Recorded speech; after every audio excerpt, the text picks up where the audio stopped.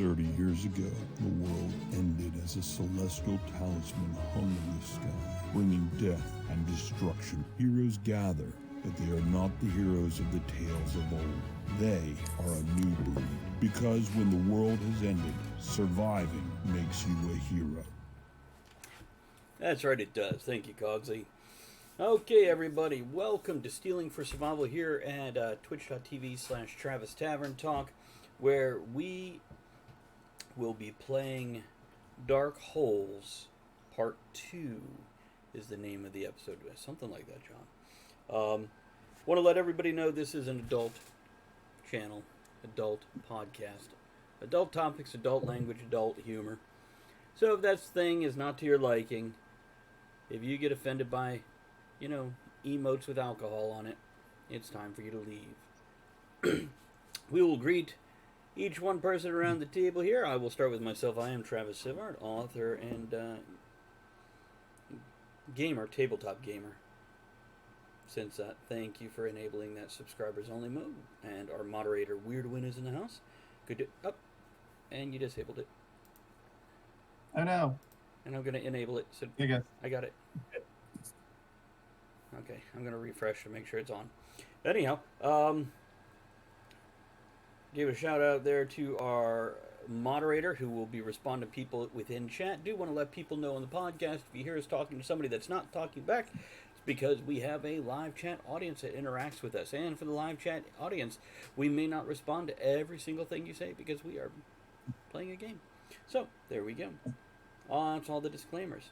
Dear chat, please let us know, what are you gaming? What are you playing right now in general? Not necessarily right this moment. And then let's do some intros, starting in the lower left-hand corner of the screen there. Chris? Oh. Hi, friends. I'm Chris. I will be playing Julian Cavington, the half-Athene wizard. Very good. John? I'm John Millington from Conquest Publishing and Jersey's Cards and Comics. Tonight I'll be playing Bald Dareth Sabati, half demon, lurkabout. Very good. Aaron?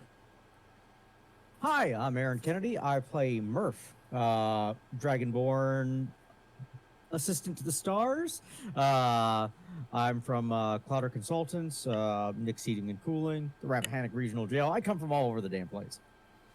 Very good. I like that face you got on there, Chris. I do want to let everybody know we will be working on a design for the Poorhouse, the tavern and pub that their old characters own, that the new characters frequent. We're going to be working on that design and trying to get a shirt up into our merchandise shop sometime in the next 2 weeks or so. So maybe we have an artist amongst us. Maybe we have somebody who's good with a graphic program, and we could put together a logo for the Poorhouse, and we can quibble over a nice little phrase to put under it so everybody can wear the Poorhouse shirt. Or sticker. Or mug. Anyhow, we're going to look into that. So don't forget, we do have merch, and you can find that at, well, first of all, if you're here in chat, !merch will do that. Other than that, if you go to bit.ly, that's bit.ly/tavern merch, you can find that there. And for anybody else who's wondering what's going on, I'm not going to bother to repeat all this stuff for the podcast, but for our live audience right there. Aaron, Chris, John, notice that new command there, just links, and it kind of drops to 3 big things that everybody's always wondering about. Made it convenient and quick. Okay, now moving on. Let's see, we did that. Okay, time to set up the topic. So let me set this aside. Now, we're entering a new era, a new generation of heroes, deviants, whatever. And There's a difference? yeah, thankfully no, because Murder hobos to the rescue. you know, not in my Julian is game. not a murder hobo. What? Julian is not a murder hobo. Yet. He is not a murder hobo yet. I don't think the last group were really murder hobos either. Oh. We were driven out of our homes, completely homeless, drunk, and killing people. Murder hobos. But you weren't like going into their homes and murdering them.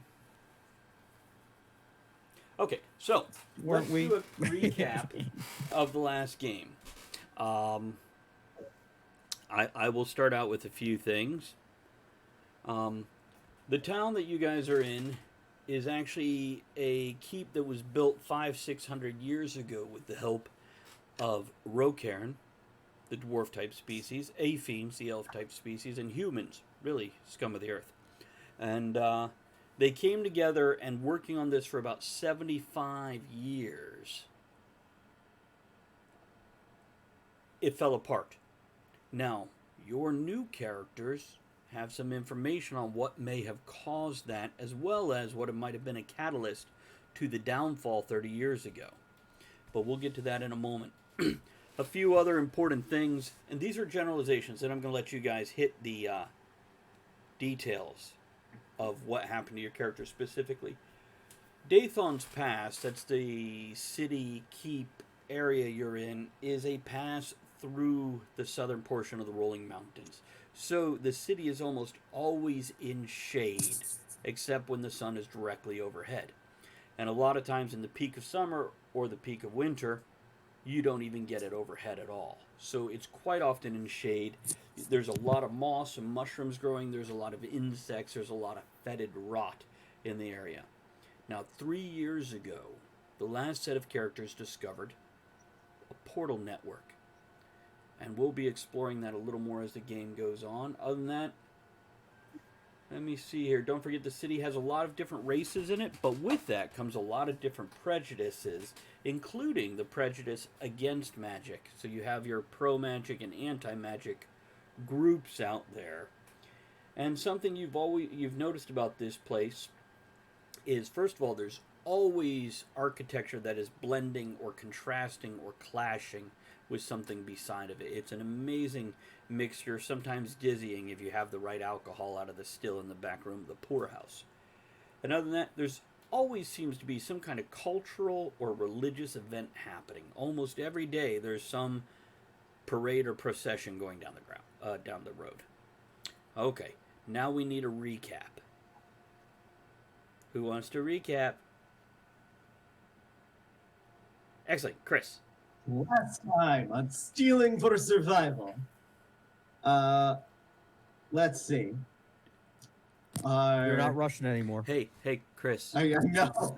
Hey, Chris, if you want, you could tell it in your character's voice like he's writing it in his journal. Last time, But other some voice. new folks came into town. Okay, no, you could use Kavlon as the narrator, and he could just be the narrator instead of the one who... Yeah, it's his bar. He thinks it's his bar, and Moggets just works there, even though it's their bar together. Anyway, some new Have a plan to friends. kill everyone you meet. Right. New friends came into town. Well, we have yet to see if they are friends or not. I like the new young gentleman, a Julian Gavington. He seems nice, very interested in learning new things. He spent some time with Jaith in the temple that I believe he was asking questions about those portals that we may or may not have interfered with several years ago. I did, however, catch his young compatriot trying to steal some of my private stock. And as mode of excellent humiliation, tucked him in like little burrito in bed after knocking his ass out for stealing my booze. He will now have to work off payment of booze that he lost. I think that sums up about everything that happens. Moggets tried to blackmail them into doing tasks for us, and I'm kind of okay with this because I seem to be interested in things that they are searching for. It's kind of fun to see Jaith get behind that concept, too. So, we'll start with just a little exposition here. As you guys know, the Coal Iron Dwarves, the Dark Rocairn, who their Rocairn, the word for them in Rocairn means betrayer. In theory, there is some kind of tunnels below the city that once belonged to them that were recently discovered. So there's a couple ways you can go about this. I'm going to throw a few things out, then you guys run in whatever direction you want. We're going to play with just the new characters, unless if there's some reason to ever bring in the old characters. Then we'll do that. So you can hunt for more info. You could go straight to the council and try to get approval of the city itself. Or you could just sneak off to the dungeon. And by the way, it looks like Jaith, Kavlon, and Moggetts will assist you with information, or pretty much just information, possibly a distraction, with any of these that you decide. Or if you guys want to run off in a different direction, please feel free. But I think those are the three things we kind of discussed last game. Yes. I think we all kind of want to just sneak our way in there and not have to deal with people. Was that the general So consensus? Jules, what's the play on this? Actually, we're going to start in the middle of things. So that's what we all agreed to last time, right? Yeah, we were going to sneak down there. Okay. So They were going to help us, direct us a way to get in excellent. without... So Murph just said that to you as you guys are standing. You'd gone around the side of the town, went into the passages into the side of the mountain, ran the lairs down. Now there's shops and stuff, largely Rocairn shops and whatnot, and you worked your way down 3 levels through the housing and everything to the work area where they have the forges and the kilns and all these sorts of things. They don't necessarily have all the old ones lit up, and matter of fact, all the old ones never even got completed because Rocairn believe in the 100-year project block. If it doesn't touch 2 to 3 generations, it didn't have enough minds and ideas put into it to be reliable for the long term. So, you guys are below the 3rd layer, so you've gone down at least 3 levels. And keep in mind, a level is not just 10 feet. In some case, it's a 30-foot down staircase. In another case, it is just 15 feet. Other times, it might be a 50-foot drop, all depending on the stratus of the rocks and what's safe and available to create the next layer. So now, you're standing in the mining complex. Now, a lot of this is the old mining complex, which means it's been really worked out and really cleaned up. And it's not just the winding, jutting walls of, well, what humans tend to do. No, these are the worked walls, squared off. I mean, there are fresh mines further down, and they're rough. But from what you understand, the place you need to go is probably a 20-minute walk from here if nobody stops you. And you're standing on the edge of the mines, which you could probably walk through without a problem, but you're going to have to go to the lower mines, which are those raw mines, and then find this opening that was discovered. So that's when Murph leans over and says, Julian, what's the take on this? Well, that is a very good question. I'm not entirely sure what to do from here. I know that we've got to go further down the mines. That way, somewhere. Deeper, darker, harder. Got it. Yes. Yeah, I know that's your go-to plan for everything. All right, but maybe just a little bit of caution. I say maybe we just walk in as far as it looks like we can walk in without being undisturbed, and then try and be a little sneaky and figure out where this opening into these old coal iron ruins are. Archimedes is very uncomfortable and has basically started quasi nesting in the hood of your cloak. Well, he is scared of the dark. He's an owl. He can't be scared of the dark. In fact, he sees better in the dark than you do. I don't think that's true. It's but yes. Actually, yes. Actually, maybe give me a second, and I will take Archimedes out, and I will Set him free. put my hand on Baldereth's shoulder and go, okay, going blind, and throw Archimedes forward so that Archimedes and I will take my vision to his vision and fly him down to do a survey around, and I can keep this link up to 100 feet. Excellent. So every 100 feet or so, we'll stop, take a break, send the owl forward to scout with me through his vision. Okay. Now, there is light sources down here for those of you. Can anybody see in the dark? Anybody have a natural ability? Oh, very good. Okay, 2 out of 3. There we go. It's kind of the same as the last time. And there are light sources down here because there's times where just light is better with different tasks. But they are few and far between because it doesn't need to be brightly lit, except in certain stations where there's a table laid out and maybe some, architecture maps of, where they're showing up different places and whatnot. You feel a tinge of fear and anxiety off Archimedes because Archimedes is fine in the dark. Archimedes is not fine in enclosed spaces when there's not an easy way out. Inside a building is one thing. You go out a door or a window, you're done. Down here, and also Archimedes may be a little nervous of being mistaken for a bat and one of the Rocairn grabbing him by his little legs, slapping him to break his bones and eating him. It's fair. Now, are Hey, there hey, that's minor- racist. They would at least freaking take a flame to it first. John, what'd you say? Are there miners about? There are dozens and dozens of miners going about their business. It's like entering, I guess it'd be equivalent of entering some kind of factory. But, this is all What kind? underground mining. Oh, okay. You said factory. Okay, that explains why children are present. They're Rocairn, not children. But yes, there are children present. Children Somewhere. are... I'm going to go up to, Go on. oh, I'm going to go up to one of the miners.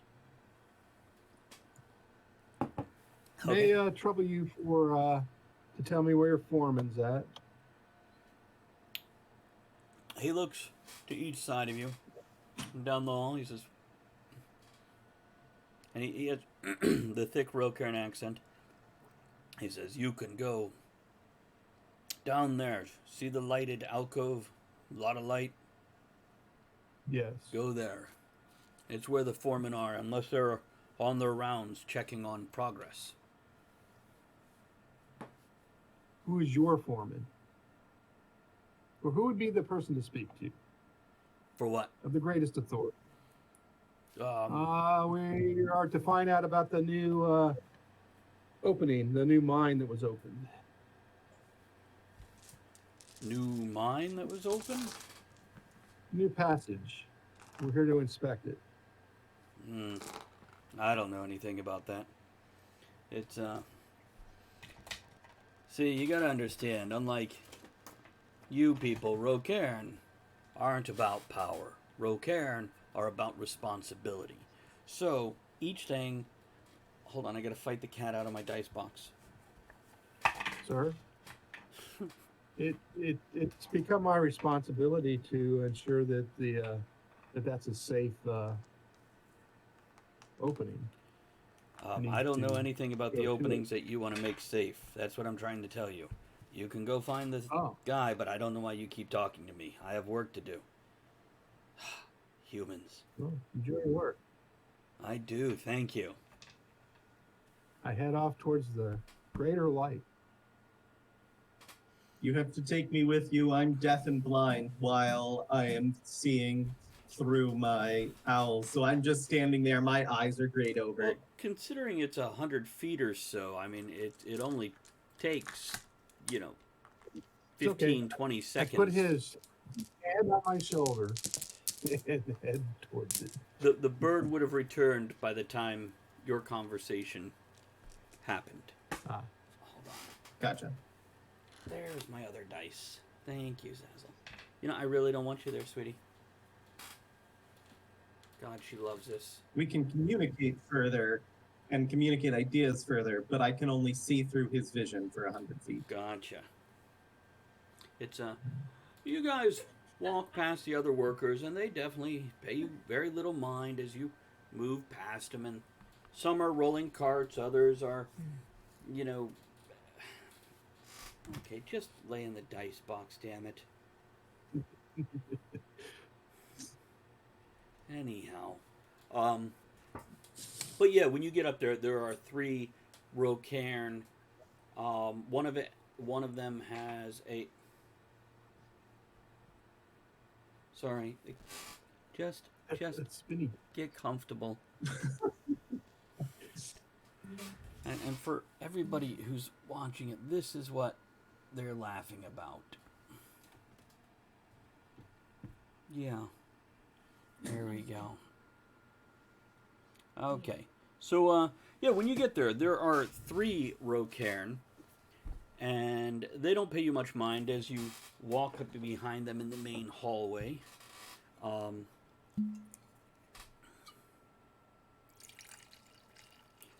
Now, John, you may know enough about Rocairn. Give me a knowledge roll.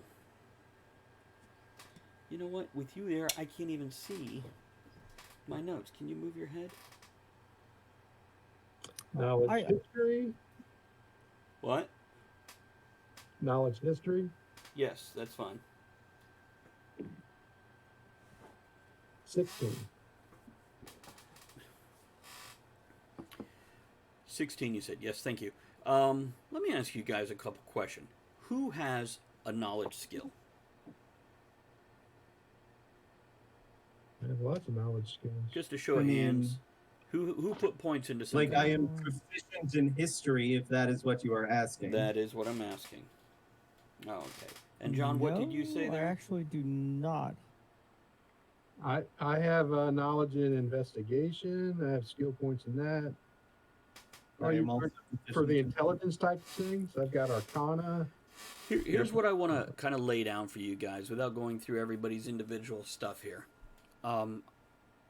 There are certain things that would relate to society. Some of that might be... Yes, Aaron? Underdark's actually my chosen environment as a ranger, just to give you a heads up. Is it really? Okay. Yeah, I chose that before we even started. Very good. It's, and even if you chose it just so it fit, it's fine. So, I didn't. I was like, no, freaking copper dragon. I was like, okay, they live on walls and stuff like that, like spiders. okay. We don't know where the ranger gets his information, but we're pretty sure it involves a lot of alcohol when he does. Wow, look. Friggin', like my grandmother used to say, the light at the end of the tunnel is a train. I got no idea what a train is, but... It's a Could be type a of wreck. air conditioner unit. Oh.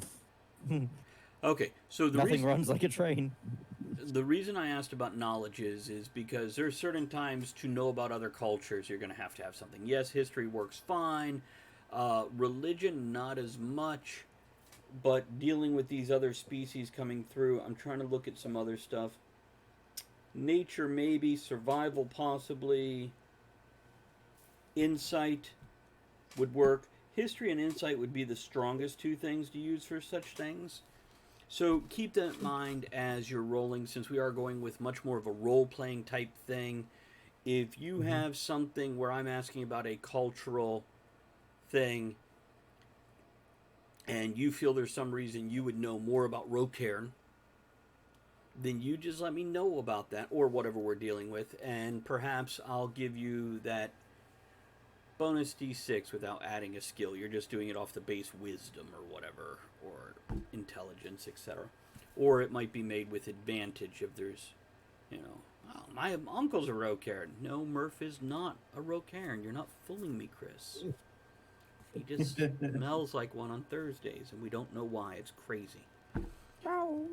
Okay, he's a were-Rocairn.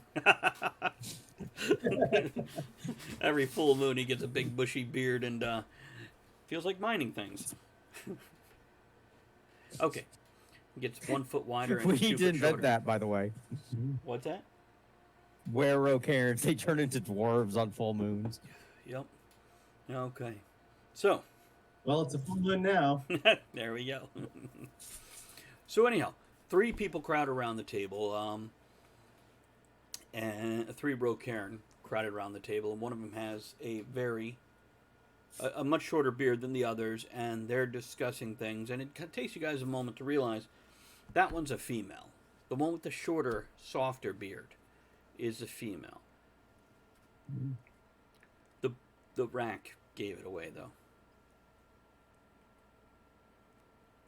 Is the 16 enough knowledge of Rocairns that I can use that with my persuasion to try to get some information from them, to know how to approach them, I guess would be the proper. And what was the first thing you said? Is the what something? What was the roll that I made enough to know about what would be the proper thing on how to approach them without insulting them? Yeah, it's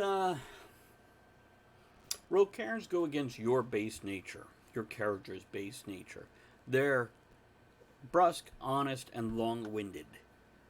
Kind of the opposite of what you try to do. So short, to the point, until it's story time, and then long-winded. Okay. So, when it's business, it's to the point. When it's pleasure, they go on and on. So that should help. I gotta get this cat. Hold on, let me try to get a different box here for her to lay in. Ah. Can you lay in that? Can you lay in that? Come on, get in there. It really wants you to be in it. There you go. Good girl.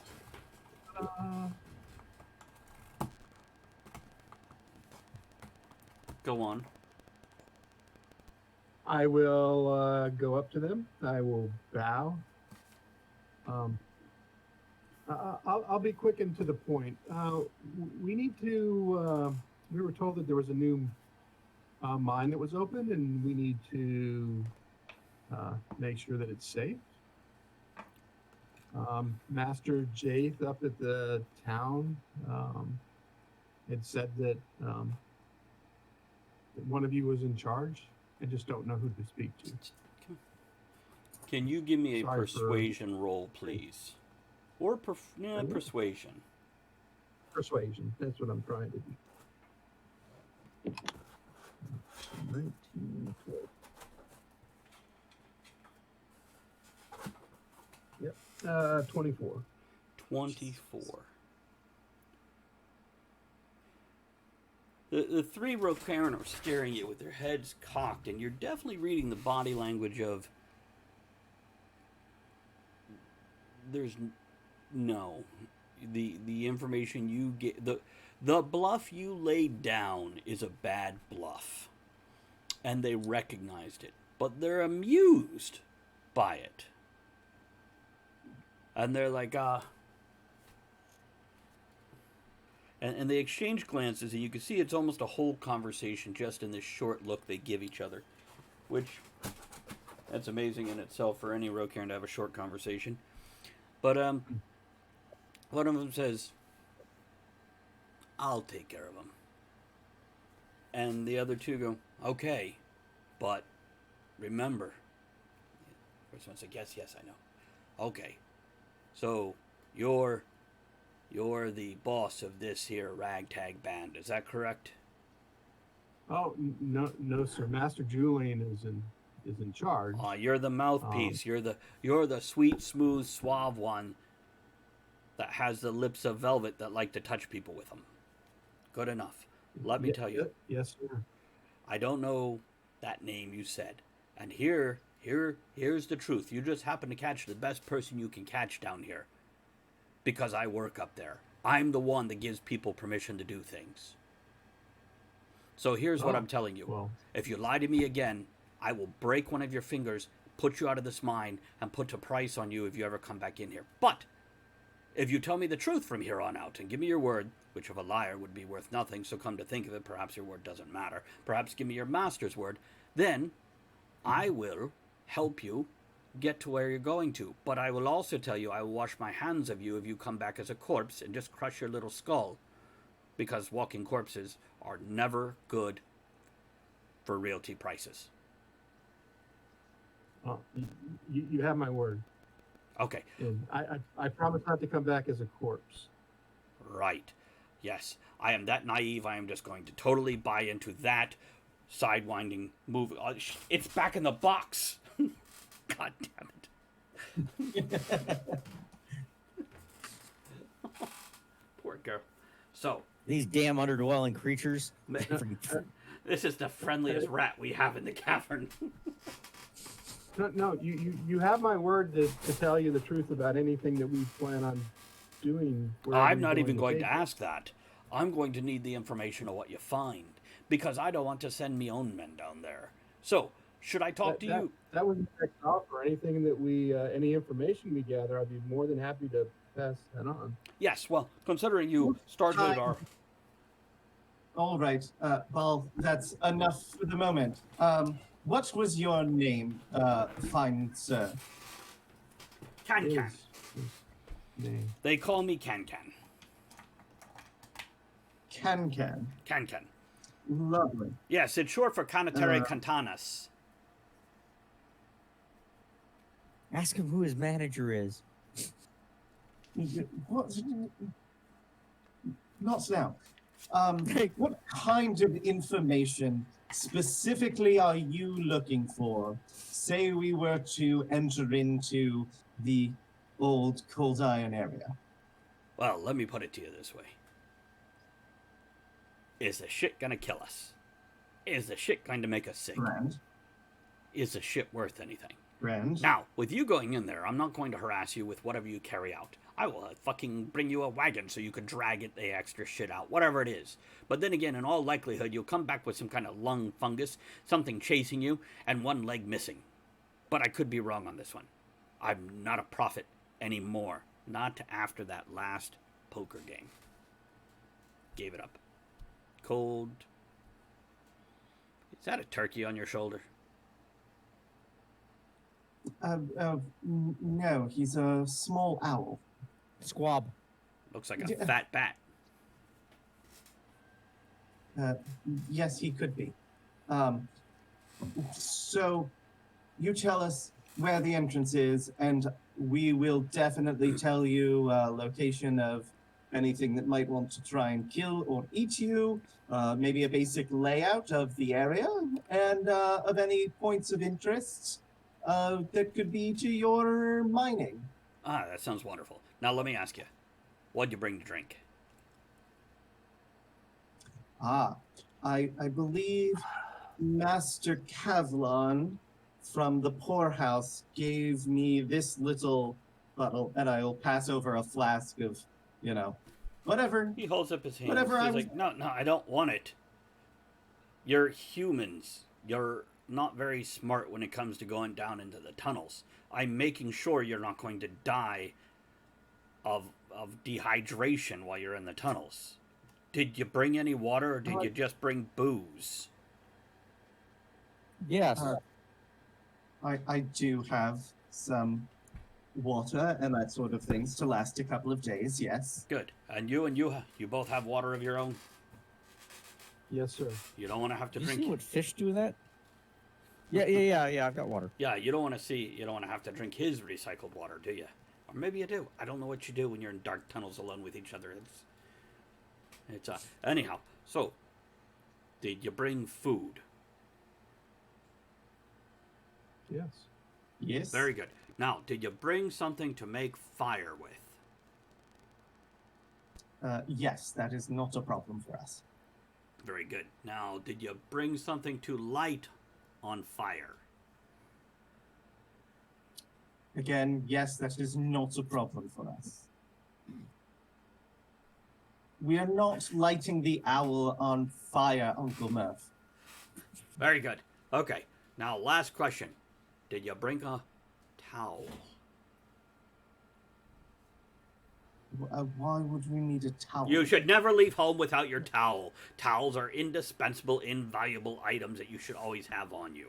See, look here on my belt. I have a small towel, and in my satchel, I always keep a larger towel. There you go. He's got a towel. He knows the value of a towel. You see, a towel functions as many things. It could be a cape or a cloak or a head cover. It could be something to hide behind. It could be something to keep you warm, or you could wrap things in it and carry it around. You should always have your towel. My friend Dougie told me about that. Very smart man. I knew a guy named Ford who told me that. Very good.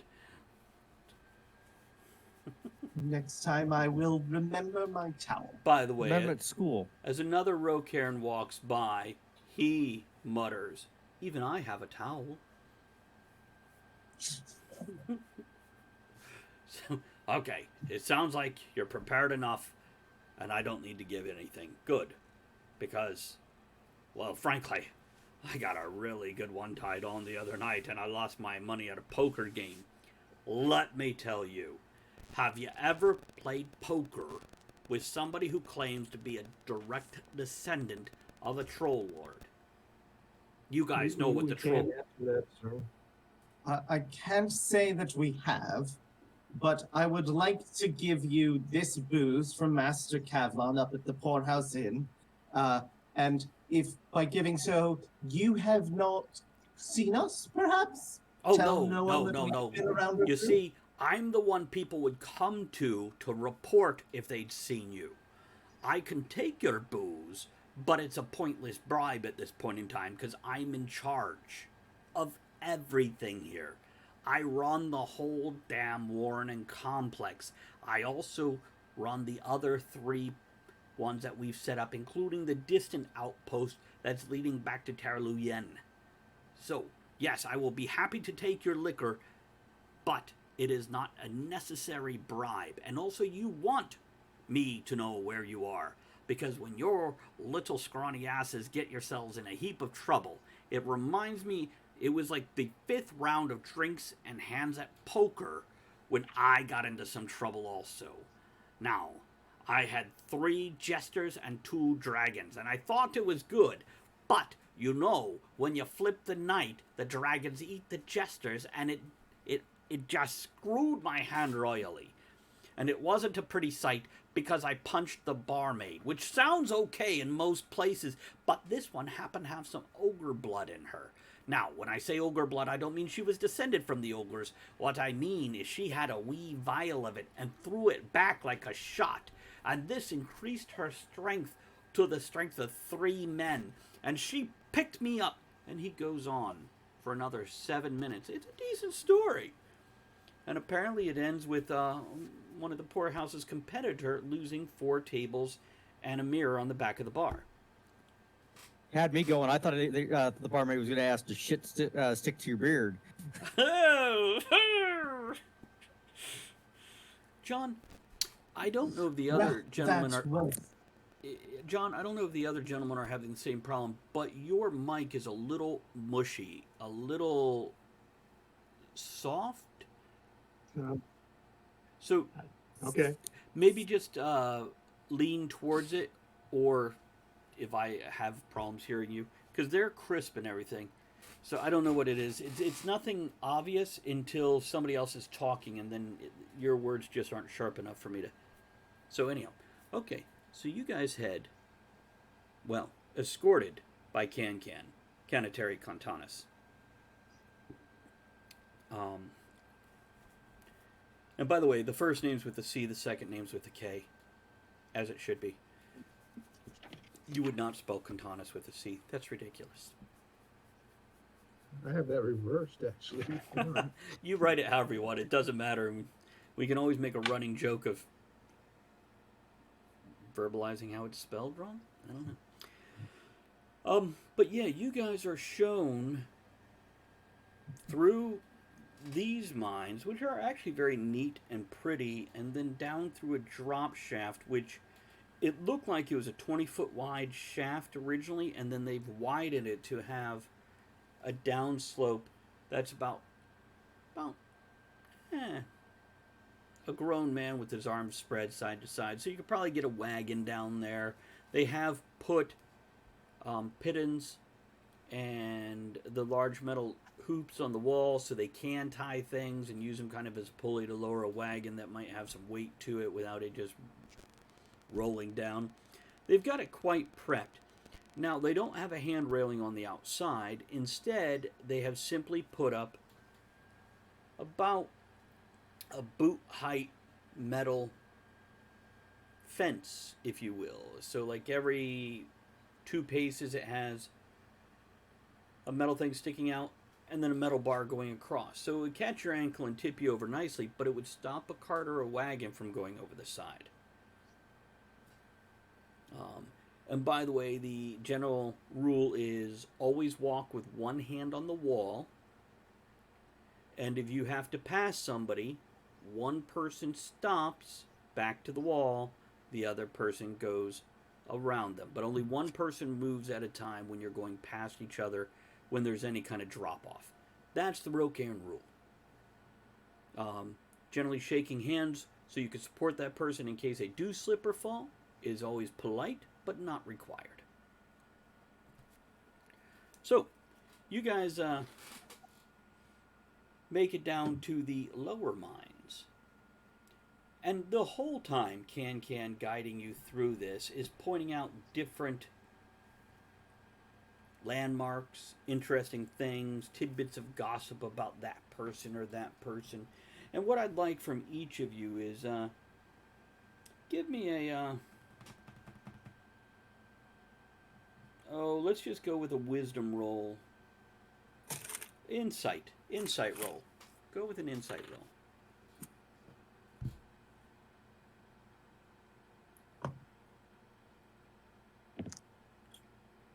18. Murph? 4. 4. And Baldareth? 14. 14. Very good. Baldareth, you know you made a faux pas just because you got the wrong person. Not because you did bad. Just because you got the wrong person. But this guy seems to like you. He likes stories. He likes weird things. He seems to like you. Julian, he gives you the respect due to somebody who's apparently the boss. But other than that, he doesn't seem to like you or dislike you. Just, he's giving you the information. But like all Rocairns, when they get social, and he is sipping on the drink you brought and gave him, because even though there was much discussion of that it's unnecessary, he never pushed it back on you. He was telling you all that as he was tasting it and then tucking it and then pulling it out and tasting it again and tucking it again. And but anyhow, those rolls, except for Murph there, you guys will have damn it, I forget what it's called. What's it called when you get like the extra D6 because you're awesome? Where you did some good shit? An inspiration? Correction. If you guys want to make a note on a post-it, put it on your character sheet or whatever, the next time you're dealing with the Rocairn people, I will give you an inspiration. Now, that can be used if you're dealing with somebody specifically, you know, like Mikey the Miner. Oh, let me roll inspiration with whatever I'm doing because of something this guy told me. Or it could be a general Rocairn knowledge thing. Aaron, you do not get that. Okay. You're not inspired. You're busy observing. Can you tell me a little more about your Underdark fetish? I have rumors that whatever I'm descended from, or was awakened in me by Uncle Roy, came from dark and caves and things like that. Yes, that was phrased exactly like that for a reason. Came from the dark and the caves. It had been known to climb on the walls like a spider. Like it had acid in its blood. It was green in color, sometimes copperish even. So I'm always looking on. Whenever I'm underground, I'm always looking for it, and sometimes I find tasty treats. Just What Because. I need to know is you said your ranger terrain is underdark. that is correct, sir. The fuck does that mean to me? It means that I can move without problem down there. We, as a group, can move at a normal pace. If I decide to go stealth-like, I can move at a normal pace alone. Mm-hmm. But you still No, need let's see. light to function, correct? Say again? You still need light to function. I do. Okay. So, Yeah, Dragonborn do not actually have No, friggin' no. night vision. I'm looking at the or dark ranger vision. ability of the terrain thing. Yeah. Yeah. Nope. I still have to. Yep. Still have to have light and stuff. Okay. I just needed to know what benefits that gives you. So, basically, your movement rate doesn't get fucked with, Nope. unless you're going like straight up the and I wall. don't think you can get lost either in your Yep. favorite terrain. Yep. That'll be We handy. cannot get lost. That'll be handy. It's that's very good because I was looking at what you guys are probably going into, going, fuck, I can't even use like north, south, east, west here for these guys. But now with that, I can. So yay! Mm-hmm. Glad that worked out.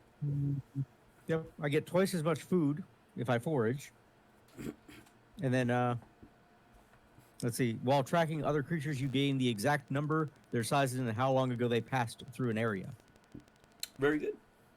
And harass me with those when it is more relevant. Definitely don't let me, because I will not necessarily remember that. So definitely take advantage of that while you're down here.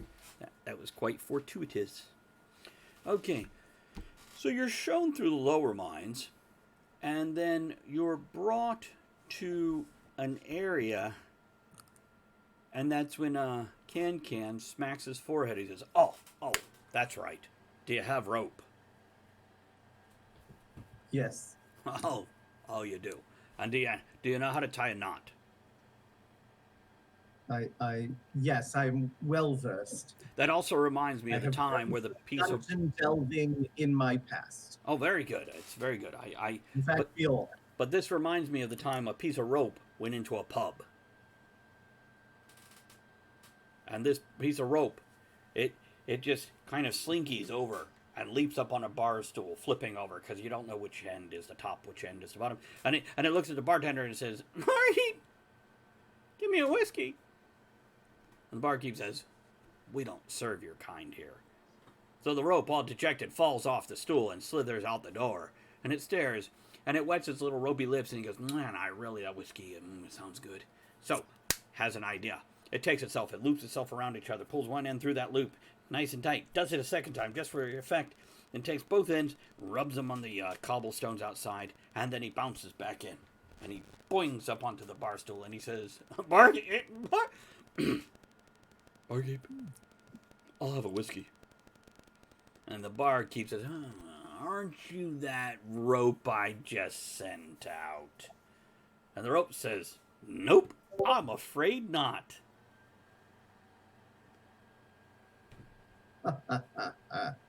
that is very amusing, sir. Right, you can explain it to your friend later. She didn't seem to get it. So, okay, straight down this hole, see how this, and he points down into a crevice that's kind of in the corner of one of the lower mines. Like, it fell through, and you can see this crevice going down. He's like, when you're about, let's say, 4 lengths down. And by the way, you guys have learned from all his conversation, lengths are the lengths of an average row cairn. So it's about 1.5 meters, maybe 1.33 meters, depending on the row cairn. It's vague. But, you got to go about 15, 20 feet down. Now, you know why they're 1.5 meters, right? Because when Rocairn are young, okay, child length, they're almost exactly 1 meter tall because they're the people that meet you at the front door. That's something I was saying So earlier. about 15 feet down. Well, sure, you want to be primitive about it, but who measures things with their feet? That's ridiculous. So, anyhow, Great, about 3 lengths. you can Please use continue. the things in the walls there, the pittons and the rings, to secure your rope, and then you get yourself down there. If we haven't gone down there, you can see how we've marked it off, and there are little painted wooden stands. You know, they did the cross thing of wood on the bottom, and then the 4x4 sticking out of it, about 3 foot tall, and they're painted yellows and oranges and reds in alternating stripes. That's your warning thing. And also, fun fact that I believe John, your character, see, Baldareth would see this. It's between the different stripes. There is a thin black line of unpainted, but that's actually been painted with something that's showing up to your vision, and it almost seems to glitter. So it would show two people in complete darkness. Anybody else I can see in the dark, you see that too. So I guess, yeah, you, Chris. I keep thinking you're human because that's what you're passing yourself off as. So you'll have to remind me if I skip over that for you. Just give me a nudge. Okay. So he says, yep, right down there. Just go on down. Just tie your rope, climb on down into the side crack, and then there should be a drop after that. Matter of fact, here.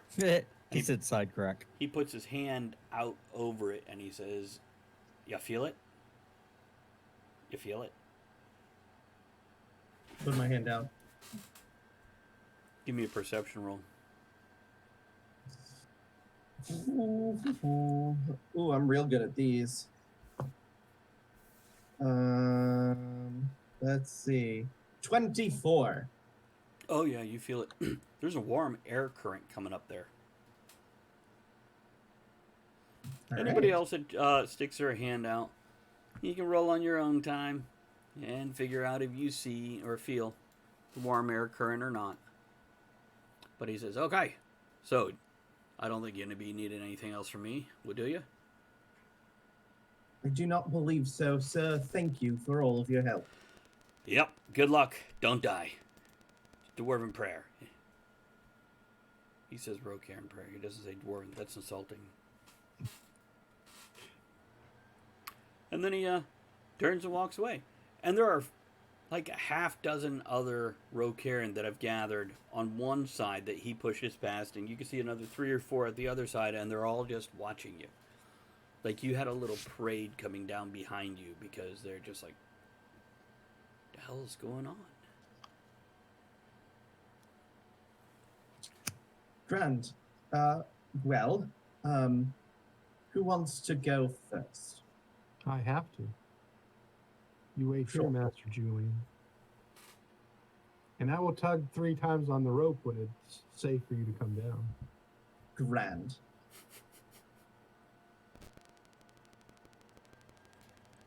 Very good. I will head down the rope. Okay. You scamper down the rope as it would be, and you find the opening well enough. Are you bringing any kind of light source? No, And what kind of vision do you have? 60-foot dark vision. And does that allow... What's the difference? They remove like ultravision and infravision. It's all just dark vision, right? Correct. Correct. And it's basically You just... can see in up to, it's like no color, as if it was dim light up to 60 feet. Okay. And you can't see colors, Okay. just shades of gray. Okay. So reading something off a flat piece of paper might be hard, but runes embedded in a wall, chiseled into a wall, fine, that kind of stuff. If you're close enough, not necessarily at 60 feet. Okay, good enough. Just making sure we're all on the same page. So we work the mechanics together, if you know what I mean. Okay, so yeah, you hit that side crack there, big guy. By the way, you realize that Can called you a lass at some point. Yes, said her. Huh? I didn't. Yes, he said her. He And I did. didn't correct. No, you didn't. It could be because, are you beardless? Yes. That could be why. And short. And short. But anyhow, you find the side crack into this crevice going down into the ground, and it's only about 2.5 feet wide. You're a slim figure. It's easy enough for you to get in. Should be fine for either of them also. And you move into it, and then you have to kind of lay almost prone and move along another crack, and you're pulling the rope along behind you. And then you see the drop off, and there is a dim white light coming from that drop off.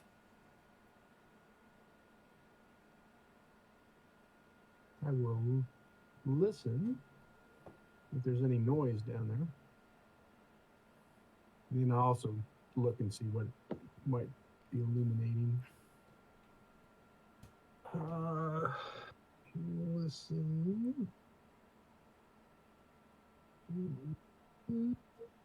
21. You hear nothing, and you move closer, sliding on your belly, because there's only about, 2 to 3 foot clearance above you anyway. You're definitely not standing or even crawling so much. And you slide on your belly and look down, and it looks like this crevice opened up into something else. A smattering of rocks and pebbles and grit rain down from your movements, falling into what appears to be another crack in another wall, but you can just see beyond that. Okay, Sazzle, it's okay. Hold on, she's about to lay on the keyboard and press things. Good girl. So, yeah, you can see the dim light, and it looks like worked stone beyond where you are. Once you come out of there, you'll be in a widening crevice that leads to a hall of worked stone. All right. I'm going to move far enough ahead so they have a place to be at where I'm currently at. Yeah, that flat low part is probably 10 foot. You had to kind of slide sideways or wiggle forward to get to the other part. So there's plenty of room for the three of you in there. So you move to the very leading edge. Go ahead. Right. I'll tug on the rope 3 times. Great. I will go next. Very good. Work my way down. Yep, you get down there, you find the side passage, you turn sideways, you move through it, you lay flat, get into the flat crack, and then you're right up shoulder to shoulder with Baldareth there. Murph next? Yep. Murph last. Unless some of the other Rokarans are following us. Nope. Nope, nope, nope. Master Julian, I believe Can had said that they hadn't come here, but that's worked stone over there. Yes, it does appear so. So Travis, Yes. as part of my archaeologist's background, when I enter a ruin or dungeon, I can correctly ascertain its original purpose and determine its builders. Mm-hmm. He said ascertain. Dwarves, elves, humans, Yuan-Ti, or some other known race. And then in addition, I can determine the monetary value of an art object more than a century old. Just general knowledge for you now. Very good. Okay, I'm trying to Um, scratch something off Chris again. It's on his camera.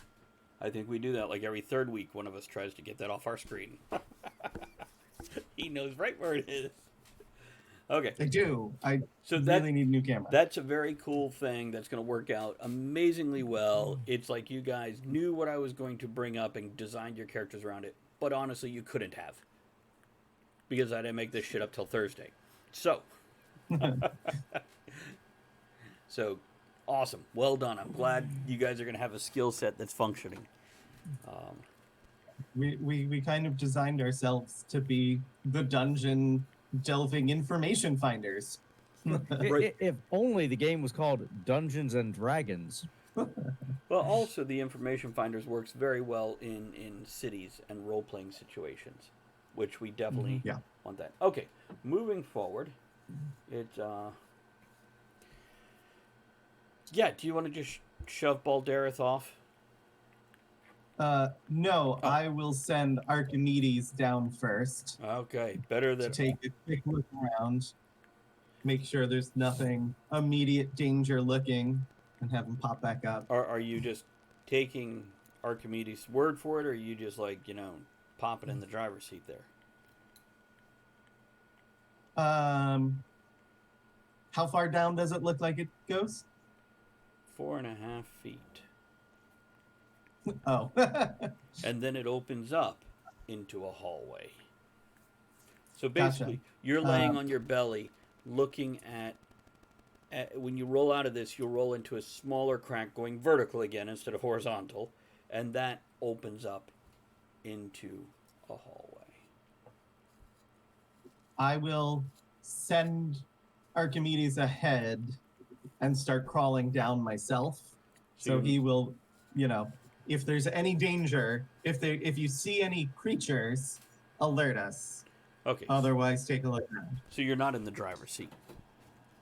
No. You're just having him scout and report back by squawk. Very good. Yes. There is a tiefling in your way. Do you want to just crawl over the Oh, tiefling? no. So Baldareth will go down the 4-foot drop Uh-huh. and lean up against the wall. Master Julian, you can put your feet on my shoulders and then I'll lower you down. No, that is unnecessary. No, you must. No, it's like a 4-foot drop. It's fine. Move over. Move out of the way. Yes, sir. And you slide down, and Baldareth doesn't move a whole lot, so you're just nipple to nipple, or perhaps plural, nipples to nipples. I don't know how many nipples each of you have. Only There 6. might- It's between the two of you, 6. So who has 5? Anyhow, Baldareth just has one huge. Got a tail, too. It's prehensile. Anyhow.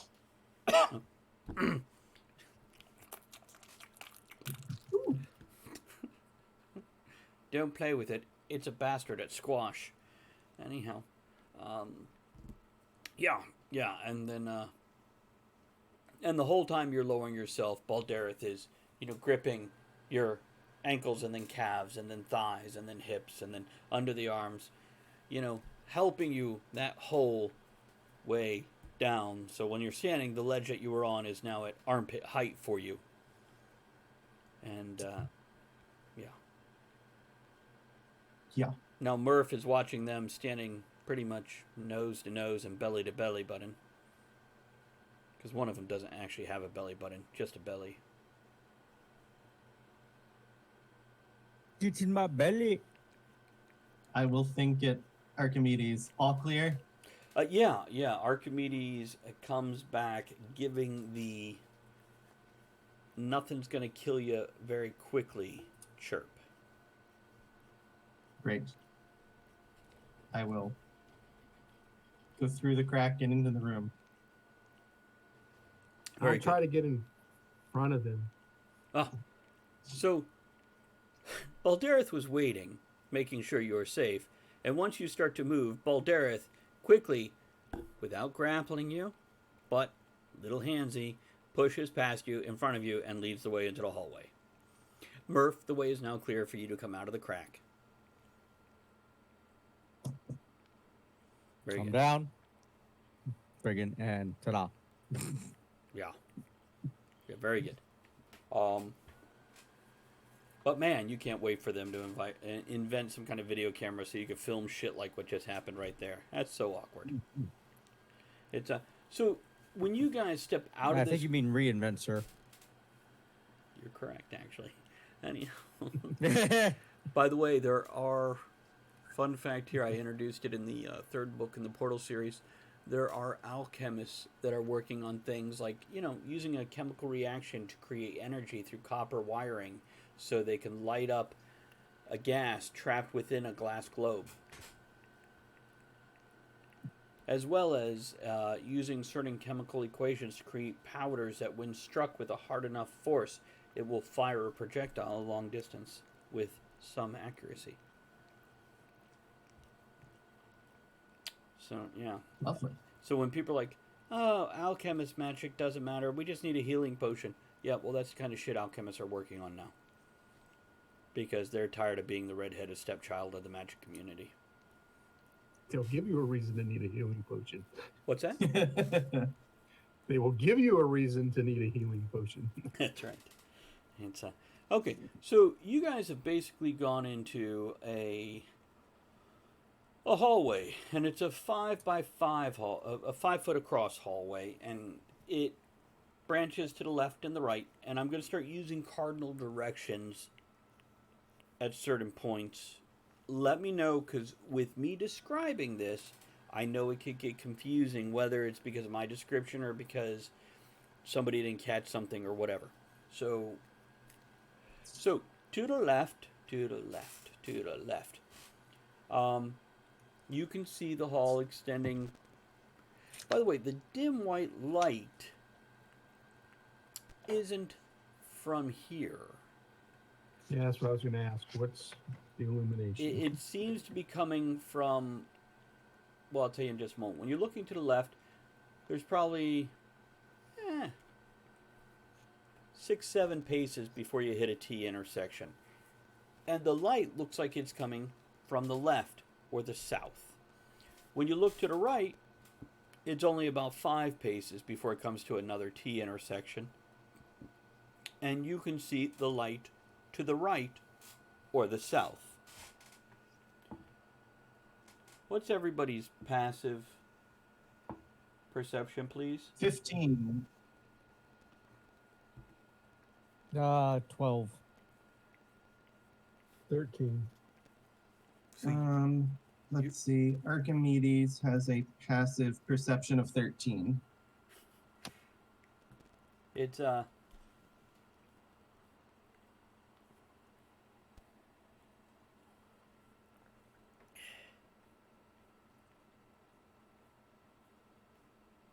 very good. So we had 12, 15, and what? 13. 13, thank you. Okay. So now, yeah, but the hallways themselves, they're probably almost twice the height of your average Rocairn. So yeah, they're 8 or 9 feet tall. So what I'm telling you here is Murph can stretch on tippy toes and touch the ceiling. So why does that matter? The roof. If somebody's using a double-handed blade, a long, like a two-handed sword or a spear, there is a chance of problems in these kind of close quarters. Shorter weapons would be definitely more sensible. I head to the left. You turn to the left and you head down the longer hall. When you come to the T intersection, by the way, what are you two doing?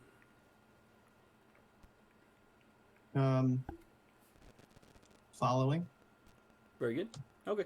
Well, first I will take out a notebook and some of the easily carryable cartographer's tools that I have, so I can start creating a map.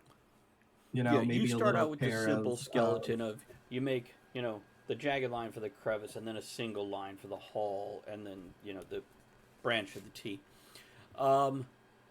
And as you guys start moving, you were so just basically engrossed with where's the light coming from. It's not till you're moving down the hallway that you see the relief carvings on the walls.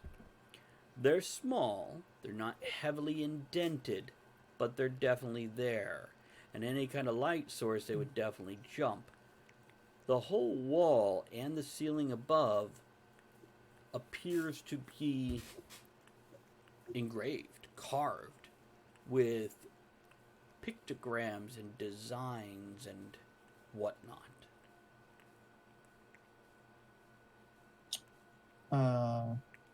Are any of them in Abyssal, Draconic, or Elvish? It's a pictograph as opposed to a written language. Gotcha. Does the scene lead? I mean, is it a scene of battle or? I mean, Hard to tell. It's not as flat as a sheet of paper. Don't get me wrong. So you're seeing stuff, but because of the lack of light, it's hard to make out details. So here we have two choices. You guys can whip out a light source because you have an indirect one coming from down the hall somewhere, or you could just make a really good perception roll, which means you're squinting and looking carefully. Your choice. Doesn't matter to me. I will cast Prestidigitation to produce a little flame in my hand. To Very use it as a little candlelight. Very good. And with something like that, Chris, if you want, especially if it's like essentially a candle as opposed to a lantern, you could even make it a small globe of light that moves within your aura, if you will.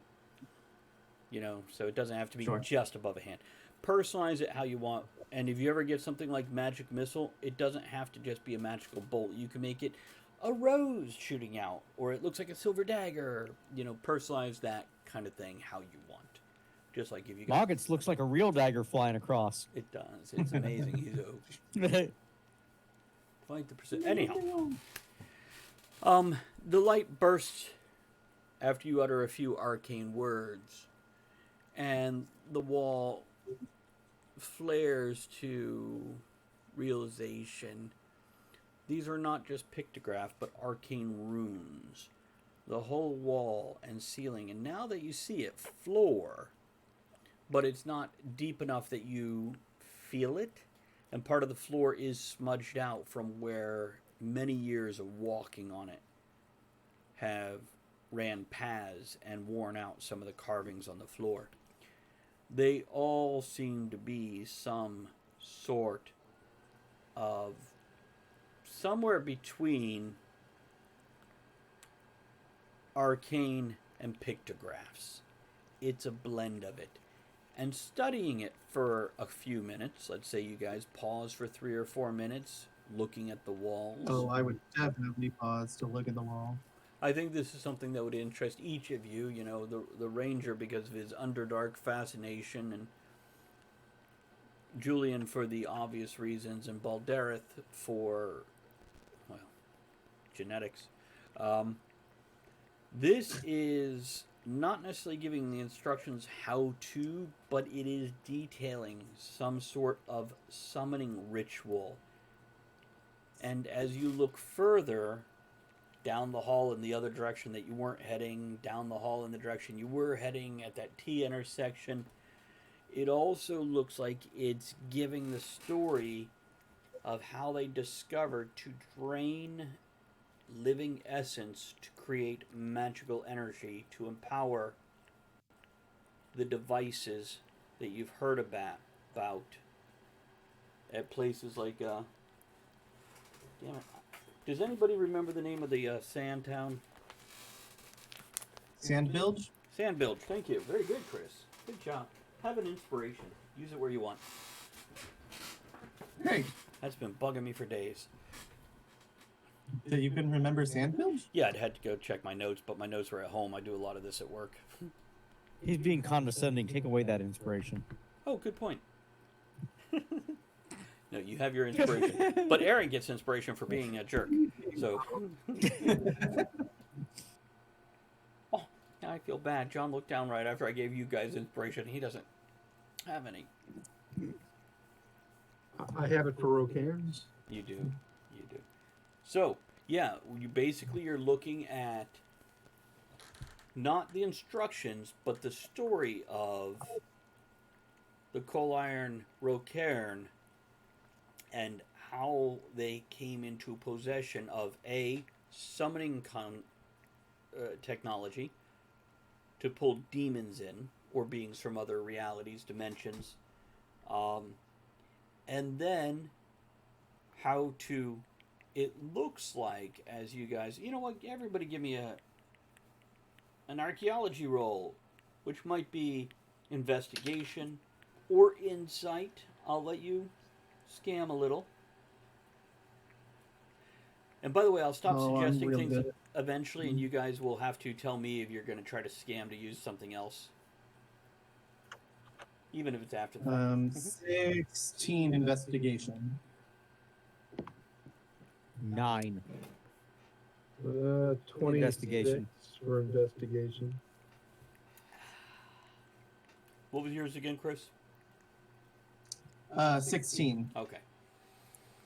So Rolled an 11. the two of you muttering to yourselves, talking to each other, as the muttering, you realize you're both looking at the same thing from a different point of view. The information the two of you get together is, yeah, originally, at some point in time, these Rocairn, these coal iron Rocairn, learned the art of summoning. And not just summoning an arrow to fire like it was fired from a bow. Not just summoning water for nourishment, but summoning beings from other dimensions. Demons. And then they learned how to drain the energy of somebody caught between two places. Then they learned how to trap somebody between the two places to purposely drain their energy. That's all you're getting out of this. And like I said, it's not a recipe, it's not instructions, it's kind of the bragging rights. The history. Yeah, ish. I will get out. I'll get out a piece of parchment, and I'll make a rubbing of just any significant symbol that makes me think about summoning or from the wall. Good enough. And roll it up and stick it back. Yeah, and I'll be like kind of essentially writing a translation as I'm reading. Out of the essentially 40 feet of hallway, and you guys haven't even turned a corner yet. No. Out of the 40 feet, you see 3 different references to a comet. Because you don't speak whatever language, you don't know if it's even a language or just a picture language created for this. But with a little Is bit it of Dwarvish or Draconic? no, Okay. it has Rocairn elements in it. There's points. That's why you guys have this much information from what you guys mentioned. Gotcha. What you speak and read.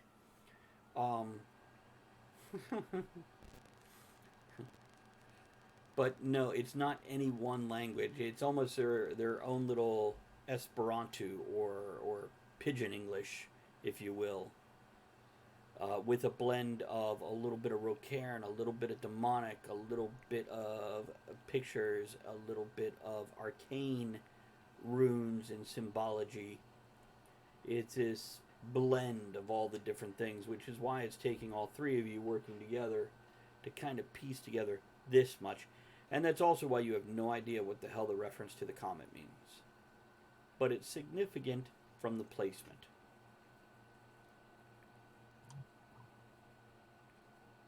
Jules, wasn't there some freaking big comet event? Yes, I do believe, if I had to guess, this could be the reference to the Talisman, wasn't it? yes, that I would know. So I know history. This could be referencing that, or it could be that the talisman comes around could be cyclical. And, has come before, because Make a if I history had to roll. guess- What? History roll.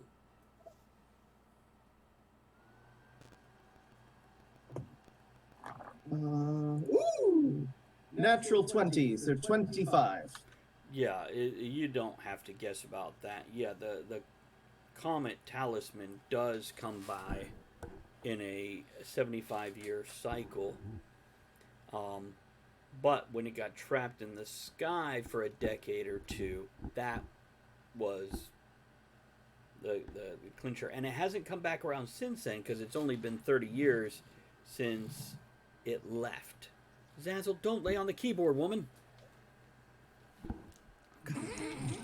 But it's warm. And then she's hooking a claw into my DM screen and stop it. Go on. Well, if I don't start moving, Master Julian will be here forever. So I'm going to go poke my nose down the southern where the light is. And do you want to head east or west and then poke to the southern? Originally, you were heading west to the left. Correct. And then when I get to the T, I'm going to look south because that's where the light's coming from. Correct. And,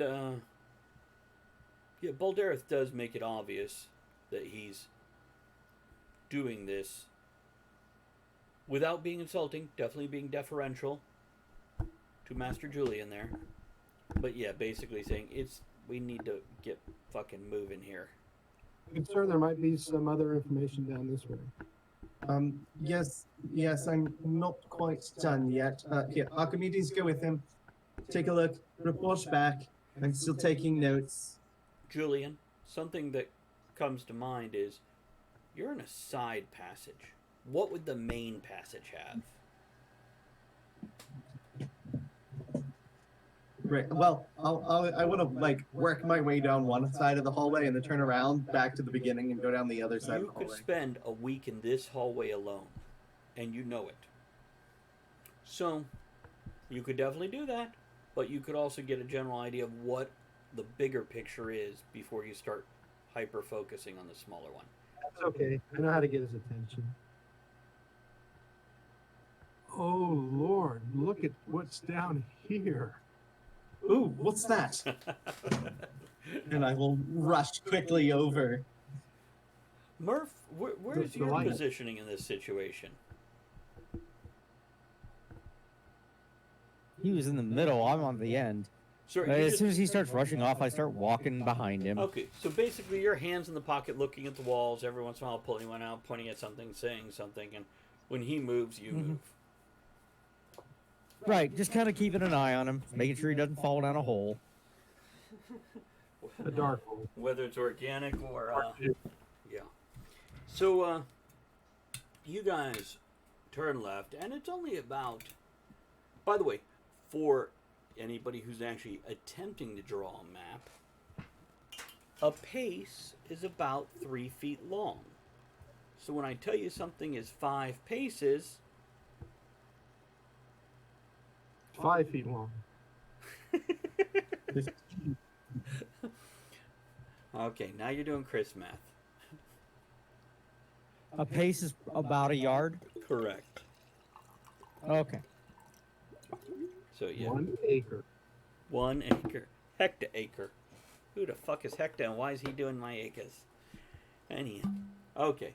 So yeah, after about another 5 paces, this hallway, the small hallway that you turned left into, opens up into a larger hallway that's more than 3 paces across.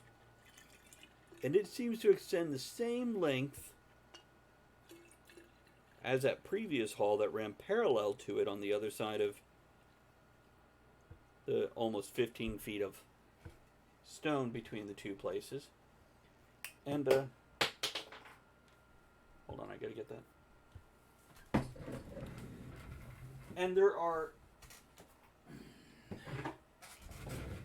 Okay, in this hallway there are 4 different pedestals holding globes. Those globes are glowing a dim white light.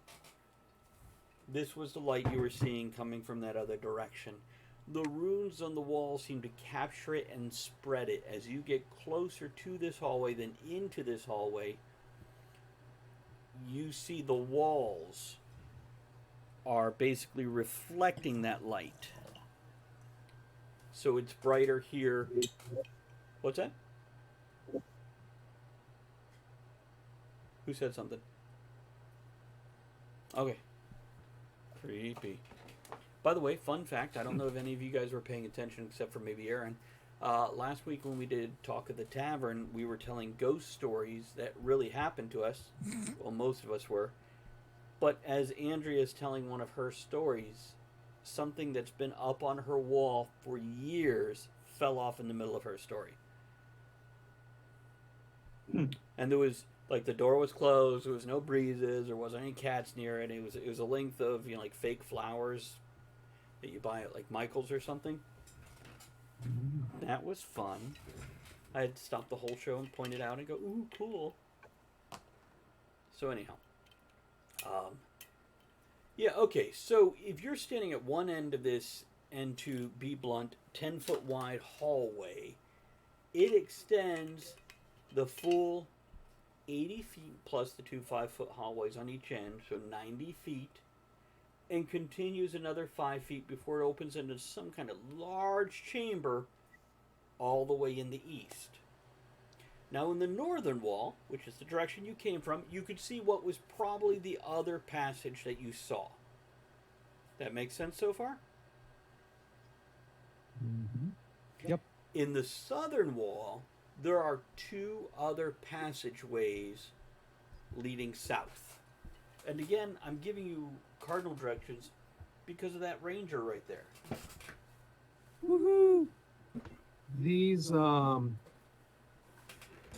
pedestals with the globes of light, is it a physical thing? I mean, globe, or is it more of an arcane, like, ball of light just floating there? It's hard to tell until you get within about 5 feet of it, a little more than an arm's reach. And once you do get there, what's that? I'm going up to it. Okay. Yeah, once you do step that close, because from far away you couldn't be sure. Once you're within an arm's length or a little more, you can see it is a physical object that is glowing. And also, on the northern wall, in other words, the left-hand wall, there is, hold on, I gotta pull my notes out from underneath my cat's heads. There is a statue there, of a coal iron Rocairn. Don't put your head on the keyboard, woman. And she is tapping her tail. I don't know if you guys can hear it. Yes. Okay, good. Glad you can. Sorry. And also in the south, directly across from that statue, is a stairway leading up, and there is a shimmering gleam in the air at the foot of the stairs where it opens into the hallway. So what I'm telling you is you have 3 other halls leading away, 1 large hall directly ahead of you, and then some kind of stairwell statue, 4 podiums with glowing balls. 1 each, not a double pair hanging low. I will fondle the one ball.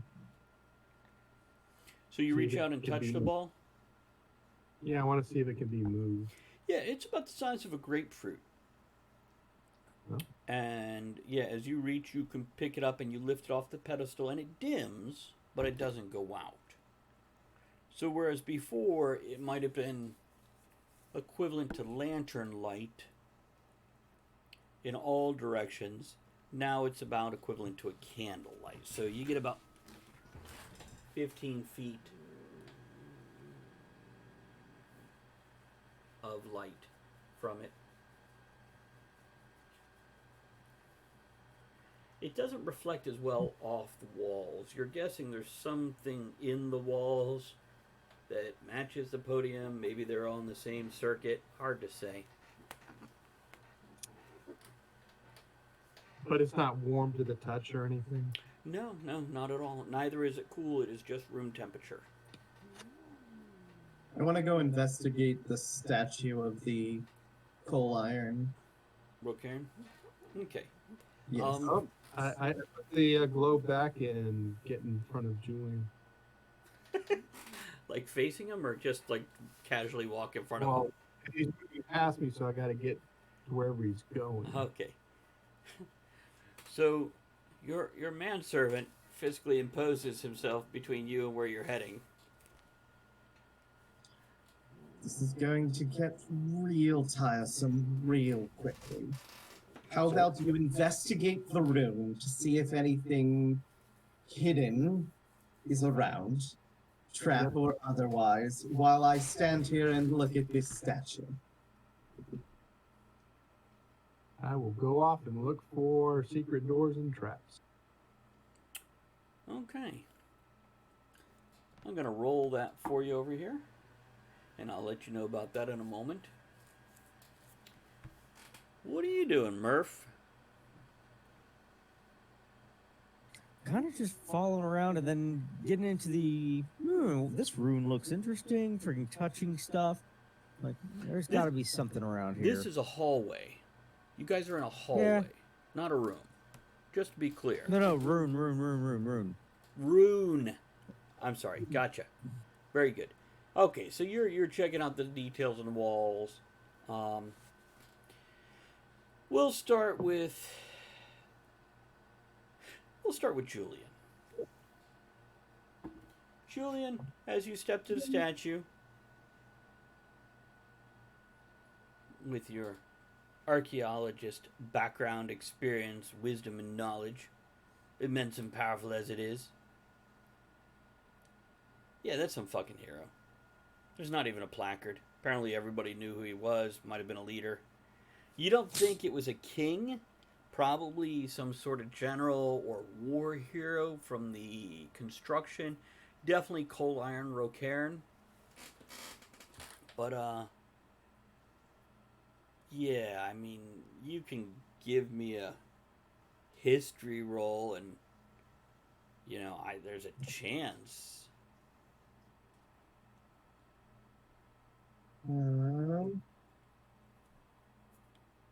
10.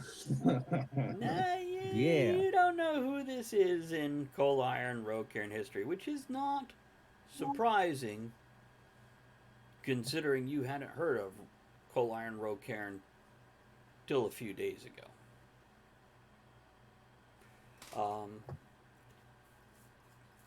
So, for you, Murph, you're getting a kind of a confirmation of what was seen in the last hallway, except this is a little more expansive, a little bigger, less detailed, but more general information. Okay. Definitely more references to the talisman now that you know what to look for, and it seems to be tying the energy of the summoning and the draining directly into something coming from the comet. So, now, Baldereth, you scan the walls, poke a few runes, check a thing here and there. Yeah, it's, hold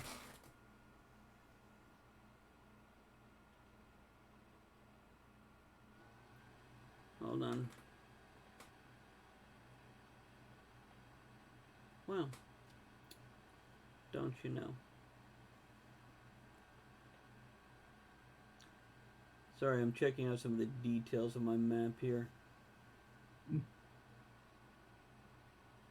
We'll move it a Also, little my closer main to your- character flaw.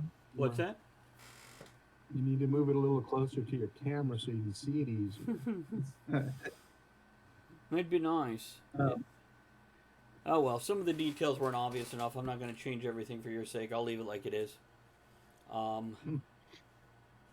My big character flaw is also I can't leave a room without searching for secret doors. Very good. Very good. It's Thank goodness you can leave hallways without searching for them. Otherwise, we would have been here all day. Uh-huh. That's why I have, Baldereth search for them. If he Indeed. says there's nothing, Indeed. So, I Baldereth, like 50-50 on believing him or not. the thing that really catches your eye, Baldereth, is that whole shimmering, scintillating sheet of something in the air between this hall and those stairs leading up. I'm sorry, down. Down. Stairs leading down. Let me change it. And you inspect it, and it almost appears to be some sort of invisible barrier that shimmers when you look at it in the right light and crackles when you touch it, though it doesn't hurt you. It's almost like a static electricity when you touch it. But not the cool, electrical globe where you put your hand on and your hair stands up or nothing. There's an effect that's on the passageway leading down, Master Julian. Interesting. All right, give me 10 minutes, and I will start to begin to cast the detect magic on it. Oh, very good. 10 minutes? I'm casting it as a ritual, so it's 10 minutes plus its normal casting time. So it'll take 10 minutes plus And what is 6 seconds. what is the difference between ritual and non-ritual? Using a spell slot or not? Interesting. Mm-hmm. Good to know. Almost all of my first level spells are all of my first level spells are ritual spells. So I can either take some time to cast them or waste a spell slot and cast them instantly. And typically the downfall of it is you can't use it in combat or when you need it quickly. No, this is a perfect Right. situation for it.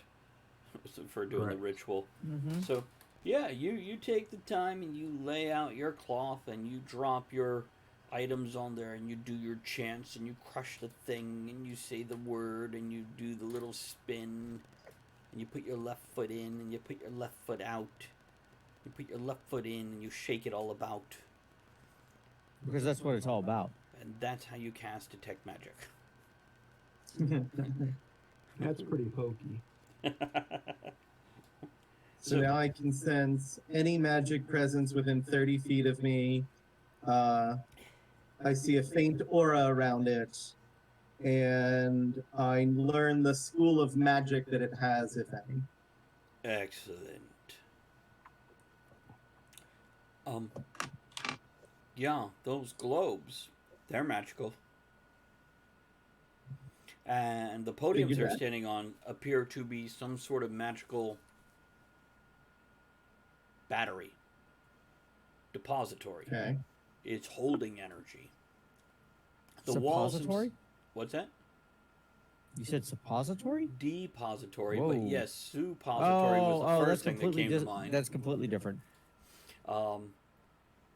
The walls themselves have a thin sheen of it, and you're guessing it just relates to catching the light and spreading it, almost like a reflective material. The statue, now the eyes follow you. That was not something that it did previously, but now that you were detecting magic, the eyes seem to be shifting as you move back and forth through the hall. One goes in, one goes out, says Weirdwind. The force field in front of the stairs seems to be exactly that, some sort of protective magical barrier. And it's of the school of magic of whatever the fucking protection school is. Fuck, I should know this as a wizard.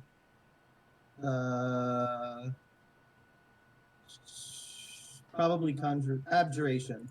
There you go. And the globes, funny enough, are evocation.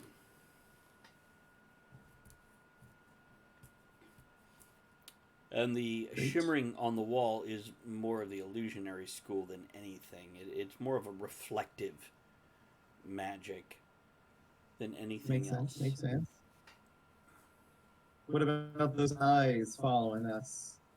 Oh, that's definitely divination.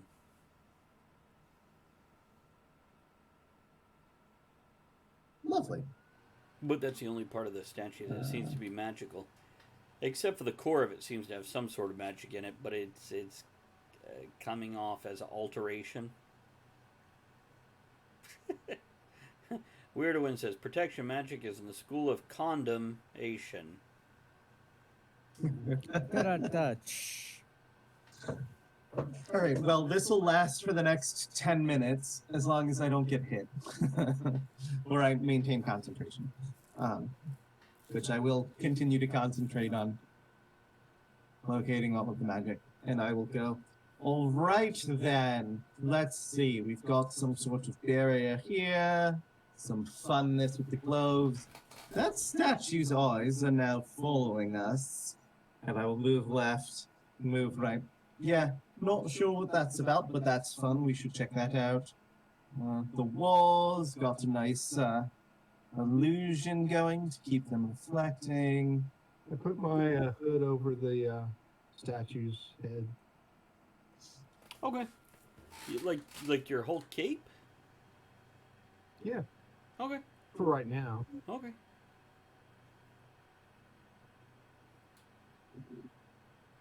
Nice coat rack. So, you have 4 different directions you go. You have 2 southern leading passages, unless you want to try to break through the magical force field. That also leads south, but downstairs. Or you can Not go... quite yet. Go ahead. Keep going. Okay. The one... Well, the 2 leading back north. One that you came through. The other one that probably leads to the same place where you were, but the other end of the hall. And then, last but not least, this 10-foot hallway does open up into a large chamber. I will go. Hey Murph, pick up one of those glowy balls and carry it along with us, so that you have some nice light, and it might come in handy a little bit later. Let's head down this way towards this large chamber. Julian, give me an Arcana roll. We'll head that way.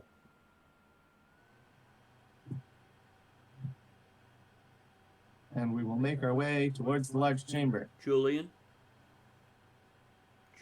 Yes. give me an Arcana roll.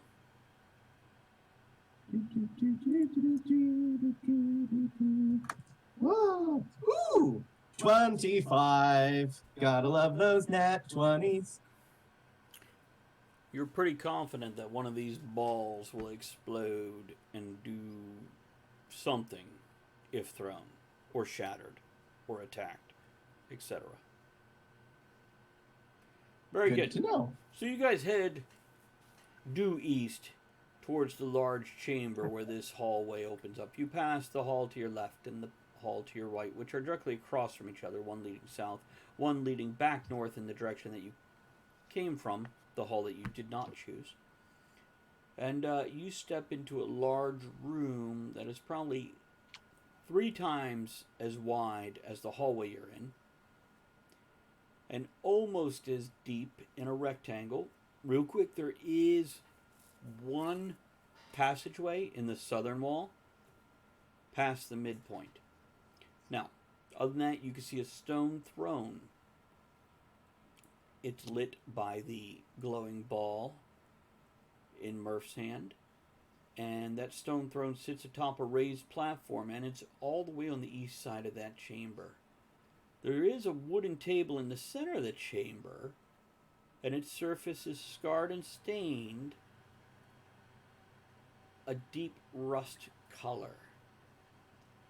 And in the center of the northern wall and the center of the southern wall, there are 2 statues of armored figures. They are standing armed and armored as if they're standing guard. Now, in the floor, between you and the table, but off to the left and off to the right, there are gratings in the floor, and they have been moved. They are round gratings, probably 3 foot across, and something has popped them off of whatever they were covering. Looking at how close am I to the statues? One is on the north wall, one is on the left wall. As you're standing in the open passageway, it would probably be 18 feet in either direction if you're standing in the very center of the doorway. 6 spaces.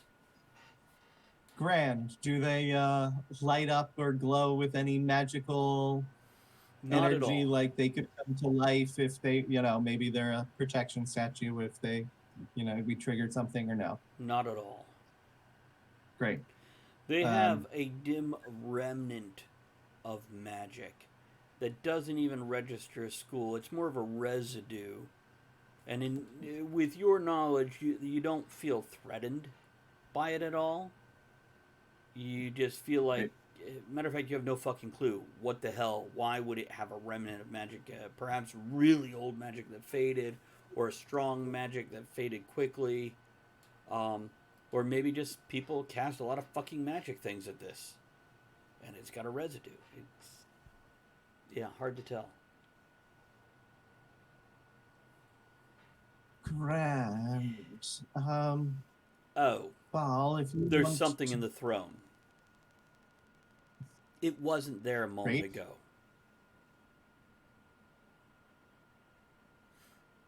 But there's definitely something there now.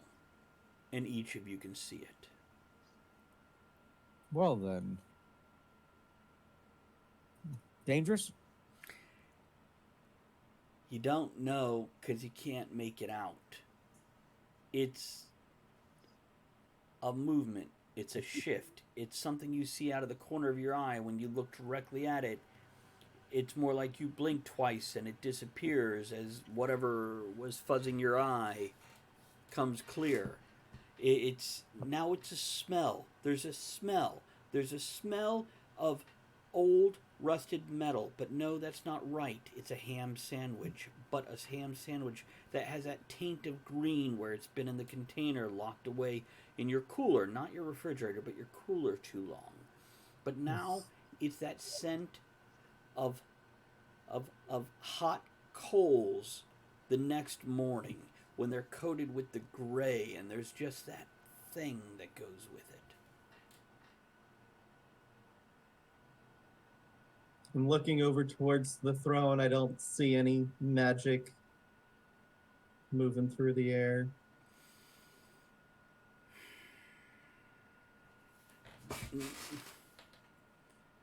Well, let's totally break this. Without me having to look it up.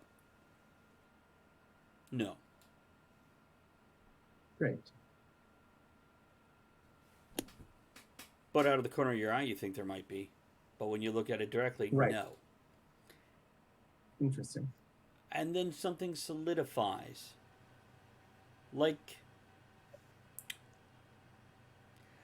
when you see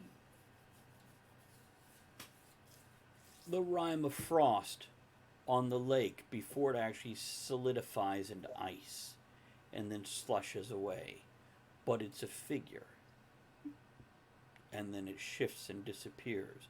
Or maybe you moved, and because you moved, it left your perception.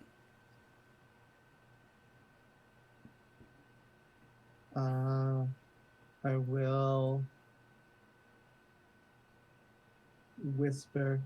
All right, friends, let's spread out a little bit. I'm going to say hello. And you've all seen it, by the hello way. there. Oh, no. And you guys have all seen it. All this information is for each of you, not just Julian. All right. And I did retrieve my cloak when you left. Very good. Good to know. Leave it there. Okay. So I'm catching this out of the corner of my eye. I'm going to try to make a raven sound off to the side of it and not look directly at it, but to see if it shifts, if it recognizes the sound. Are you using like It- prestidigitation to probably- throw your voice or something? Thaumaturgy, yes. I've got to look that up real quick. Give me just a second so I'm familiar with it at least. Sure. He has thaumaturgy. I have prestidigitation. Is it the same damn thing? No, It's a little different. yeah, they do slightly different things. Okay, give me the T. I can change the color of my eyes if I want to, and You could do what? I can change the color of my eyes. I can make the ground rumble a little bit. I can make my voice boom.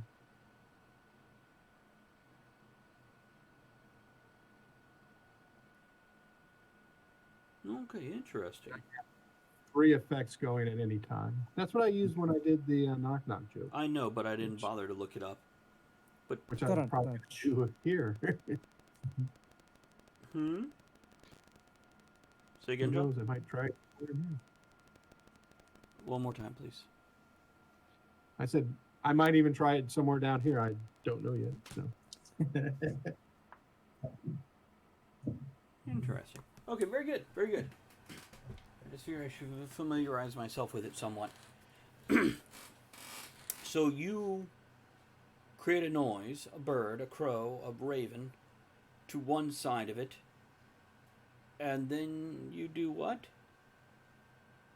Well, I'm not focusing because I know that it shifts up at my peripheral vision. Right. So I'm seeing if it moves based on what the sound was. I'm not trying to look at it though. Very I'm good. just seeing if it reacts to the sound. And Julian, are you doing anything in particular? I am calling out, hello? Is someone there? And Murph? Kind of got that hands in the pockets kind of feel, switching the arms behind the back, friggin' to get a good grip on my sword in case needed. But being as nonchalant as possible.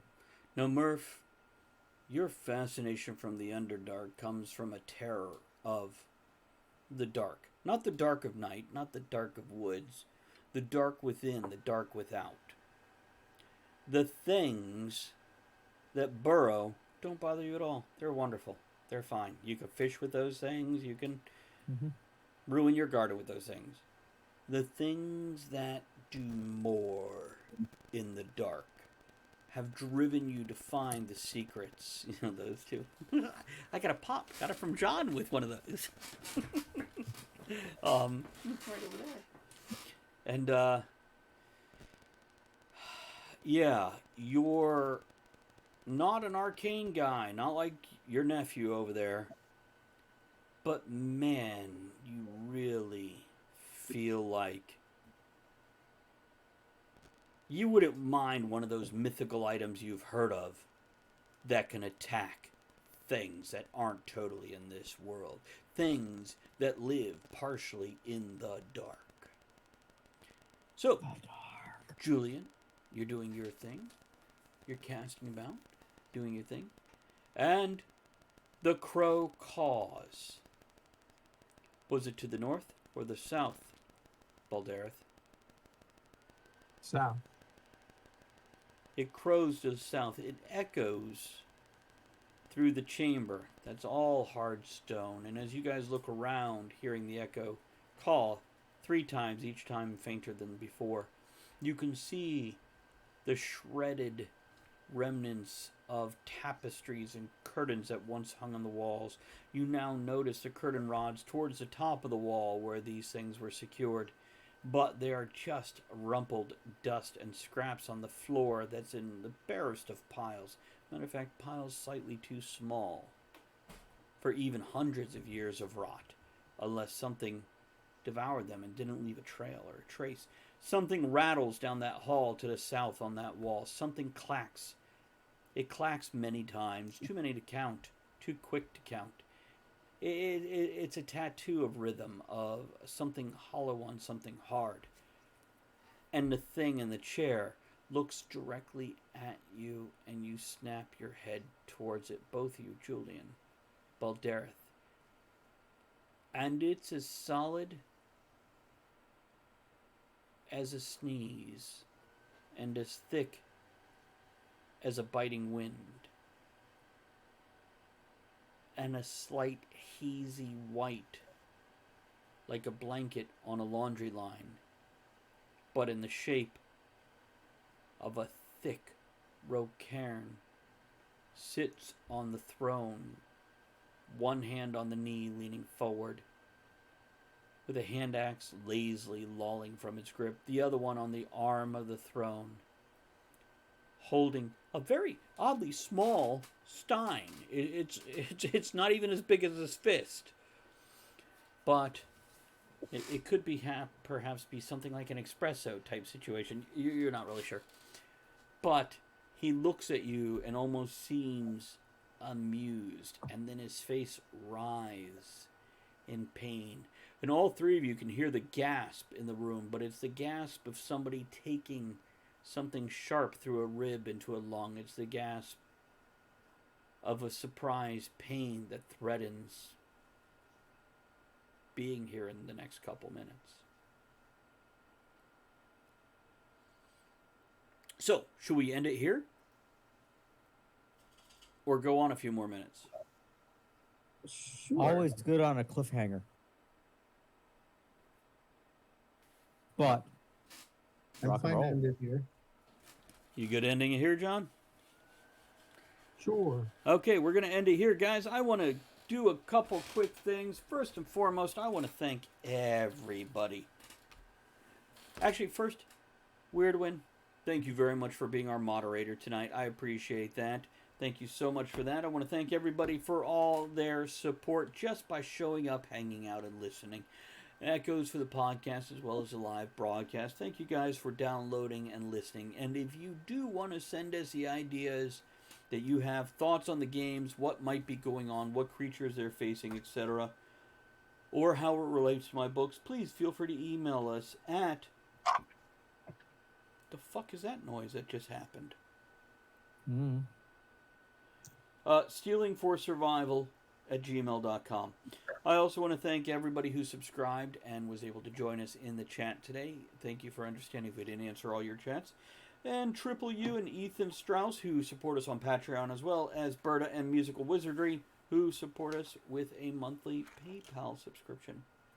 With that, I want to remind you guys, Talk of the Tavern Monday nights as well as on podcasts, and Right Night on Saturday nights as well as on podcast. Okay, I think that's pretty much it. Any closing thoughts, gentlemen? Can't wait till we find out. Okay, say Gotta figure goodbye. out who this ghost is. What's that? Said we gotta figure out who this ghost is. Yeah, you had enough information in that first hall. You should have got out. Let's play some closing music. Let's see if I can find a good funeral dirge for these morons that are sticking in this tomb. Tomb, not tome. Well, the walls are like a tome. Okay, we're out of here, guys. Have a great night. Thank you. Warlords squabble over small patches of land. Priests call to the faithful, assuring their followers of the gods will spare them. Magic has reset the laws of nature. People struggle to survive, fearing their own kind as much as the monsters in the shadows. All this amongst the remnants of undead terrors roaming demons and other horrors. This is the world now, entering a dark age where one must steal or use steel just to survive